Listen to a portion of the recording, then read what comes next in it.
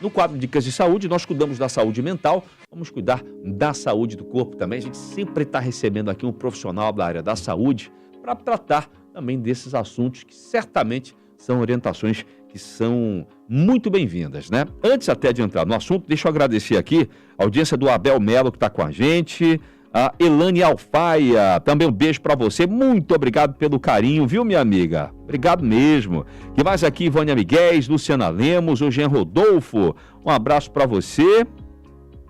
Deixa eu ver quem mais aqui, Dérbala Gonçalves, muito obrigado aí pela sintonia de vocês, viu, minha amiga?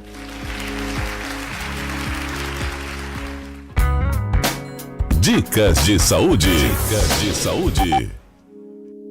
E mais uma vez recebendo aqui a Giovana Veralves, que é nutricionista e que está aqui para falar desse tema de hoje. Como falei antes, todo mundo precisa comer mais proteína ou o excesso pode ser um problema? Giovana, eu acho que proteína todo mundo tem que ter em todas as refeições. Agora, o excesso, ele sempre vai ser um problema, como se diz comumente, né?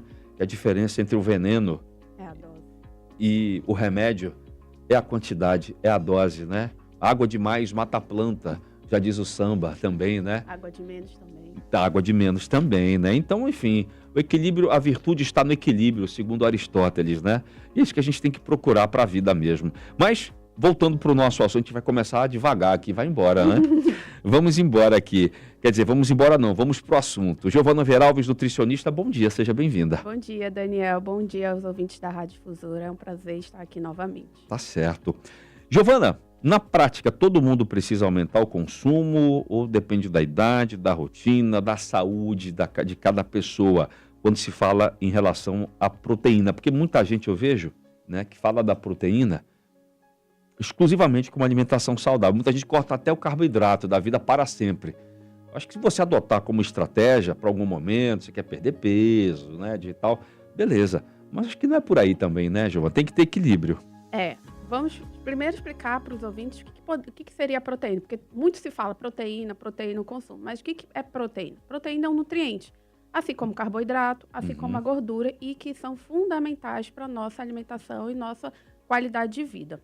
Então, proteína, ela é fundamental porque na nossa alimentação? Porque vai ajudar a formar músculo, vai ajudar a formar hormônios, vai ajudar a formar cabelos, unhas, pele. Então, ela é essencial.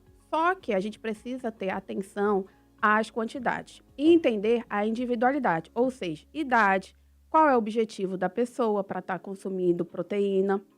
Então, por exemplo, um idoso, ele precisa de um consumo certo, ajustado de proteína, porque ele tende a perder mais músculo.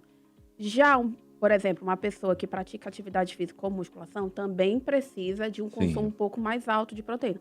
Agora, uma pessoa que é mais sedentária, que faz uma caminhada uma vez aqui, outra lá, o excesso talvez não seja interessante. Então, é preciso ter um acompanhamento nutricional para que a gente consiga entender a quantidade certa para cada pessoa.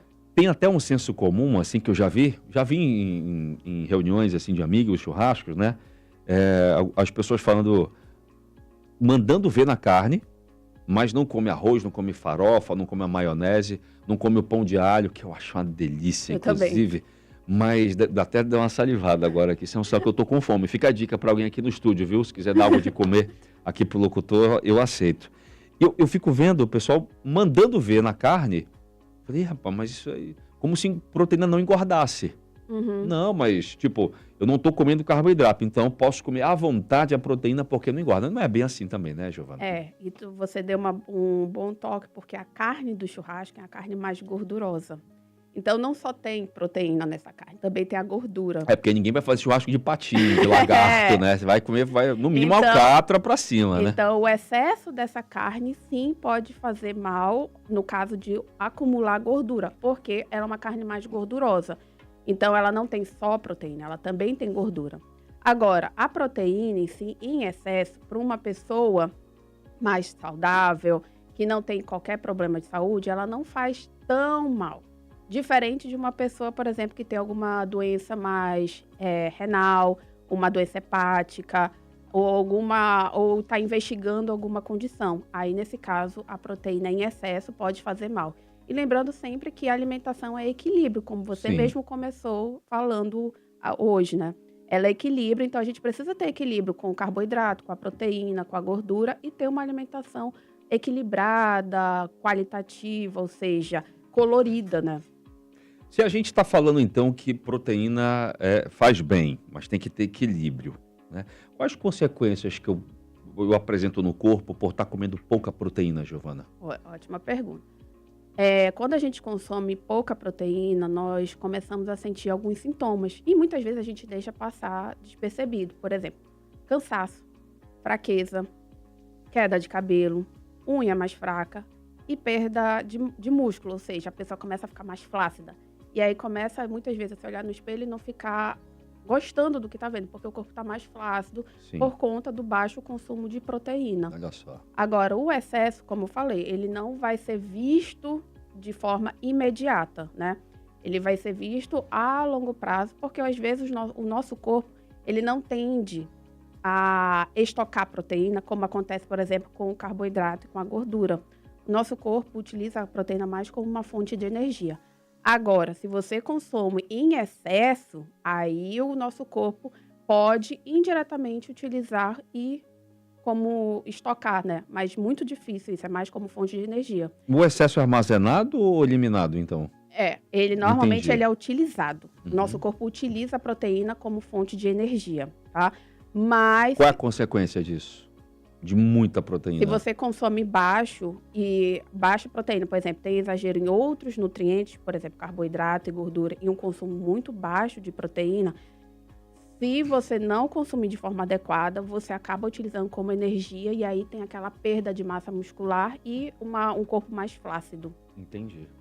Então, a gente está vendo que, como tudo em excesso, isso traz riscos à saúde. Imagina que os rins ficam sobrecarregados. Sim, uma pessoa com doença renal, ela não pode consumir em excesso proteína porque vai sobrecarregar a função renal. E uma pessoa também com doença hepática também não pode consumir em excesso, porque também sobrecarrega o fígado. Entendi.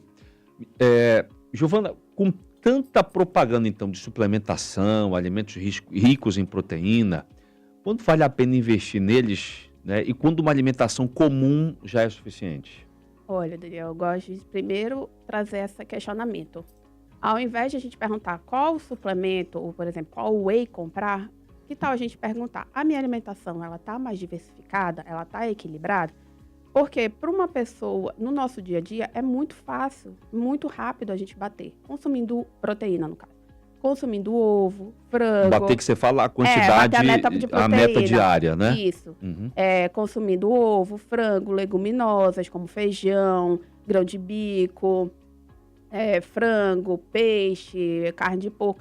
Mas, por exemplo, se uma pessoa tem uma vida mais corrida, se pratica atividade física como musculação, se é um idoso, aí nesses casos a gente pode utilizar a suplementação de proteína como uma forma de ajudar essa pessoa a ter o consumo mais adequado. Sim. Tu falaste agora, Giovana, há pouco, que pouca proteína deixa a gente ter, então, ficar flácido, cansaço, as unhas quebradiças e tal. E o excesso de proteína, que sinais o corpo dá? Olha, o excesso, ele, como eu falei, em caso, quando a pessoa é saudável, não tem qualquer problema de saúde, o excesso, ele não vai ser visto de forma imediata, tá? Porque o nosso corpo, ele utiliza a proteína como fonte de energia. Agora, se você tem de forma contínua, exagerada, o seu corpo, ele vai entender e estocar como fonte de gordura. Mas isso é muito complexo, porque bioquimicamente falando, o nosso corpo, ele não tende a estocar gordura pela proteína, né? Não tende a acumular. Ele tende a utilizar mais como fonte de energia. Então, o excesso, como eu falei, ele é mais prejudicial para pacientes com doenças renais ou com doenças hepáticas ou que esteja investigando alguma outra doença. Entendi.